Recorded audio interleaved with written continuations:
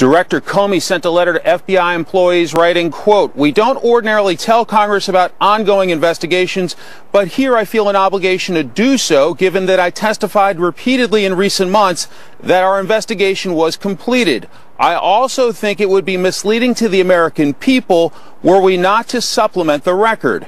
Fox has confirmed the emails were discovered in the probe of disgraced New York Congressman Anthony Weiner, former New York Congressman Anthony Weiner's alleged sexting of an underage girl. Weiner is the estranged husband of Clinton's top aide, Huma Abedin.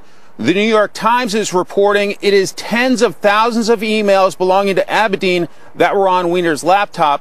Fox has reported it is a significant number of emails and that this investigation will not be complete by Election Day. Abby, Tucker, Clayton. That's just unbelievable. Mike Emanuel, thanks a lot for joining us this morning. So here you have, look, there's a lot we don't know, but here's what we do know. It is entirely possible, it looks, indeed it might be likely, that government information wound up on Anthony Weiner's laptop. So that right there is just showstopper. Right. If you want an illustration, graphic illustration of the irresponsibility of the way they handled information, this is Anthony Weiner's laptop? Are you joking? From a separate investigation that they were looking into him, obviously texting underage girls. So the saga goes far beyond just this email investigation. Yeah, multiple devices too. I mean, they've seized these laptops, the cell phones, so 4 different devices with tens of thousands of potential emails in this unrelated case from the FBI looking into this. I think it's interesting though that she's calling for a releasing of all of this information. She's saying, look, get it out there. I want to see all of these, all of the investigation related to my email. Because when you think transparency, you think of Hillary Clinton and her campaign for president. You know, sort of get it all out there. Well, actually, that's what's weird about it is now she's doing press conferences. We haven't seen this before, which is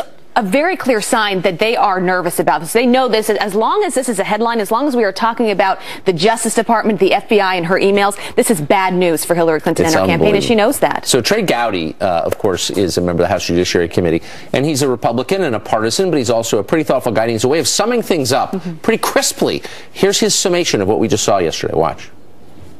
This is the same person who said I neither sent nor received classified information. This is the same person who said I turned over all my work-related emails. I only had one device. My lawyers went through everything. That's the same person calling that now wants all of this public disclosure. The same person who went to great lengths to make sure that these emails were private now all of a sudden wants it all made public.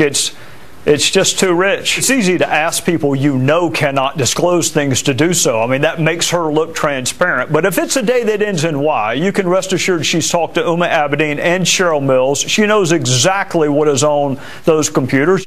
Well, that's the question. Has she talked to Huma Abedin? Of course. And she was asked that directly yesterday, and she refused to answer. Yeah, now they're suggesting that maybe that Huma's going to have to resign from, she's been her closest aide for years and years. This is just, as we are talking about 10 days before this election, the timing of it, you cannot make up. And in politics, you know, timing is everything, Clayton. Well, James Comey, you know, a few months ago was being praised by Democrats. Like, look, all right, we're done here. This is all over with now. And then if you read John Podesta's statement yesterday, her campaign chair, John Podesta, whose emails, of course, are at the center of all this, he came out with a blistering statement saying it's extraordinary that we would see something like this just 11 days out from the presidential election, slamming James Comey for rattling the election. Well, the irony here is you've been hearing for the last year from Democrats and, frankly, from a lot of Republicans in Washington, character matters. It comes down to character.